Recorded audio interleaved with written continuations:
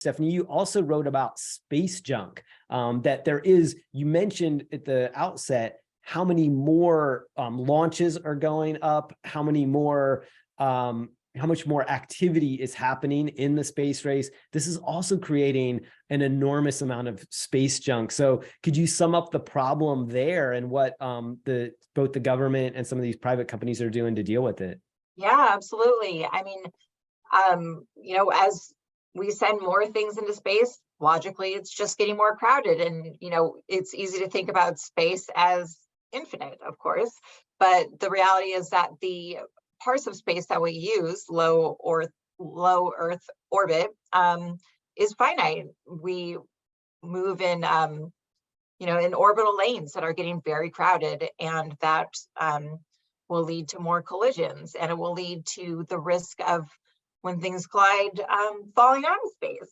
And there's a chance they'll burn up in the atmosphere when they reach the atmosphere, and there's a chance they'll just fall into the ocean. But things do occasionally land on Earth, and that obviously poses a risk.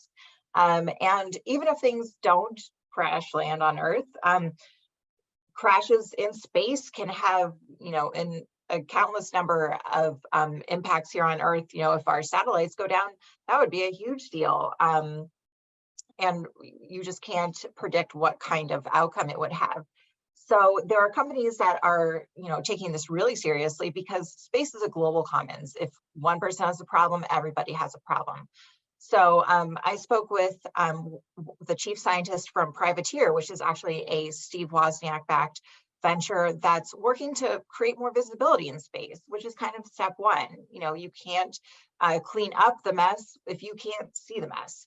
And it turns out that a lot of different space entities have different pieces of the puzzle. They're all looking at their own satellites, and they have their own information of what's orbiting Earth, but they don't have a really holistic picture. So what Privateer is trying to do is gather data as much as possible and create a holistic, comprehensive view of everything orbiting Earth, from working satellites to space junk, and all kinds of debris that's out there. And they're working to help people give more visibility. And they're also advocating for new policies that will help us remove junk responsibly.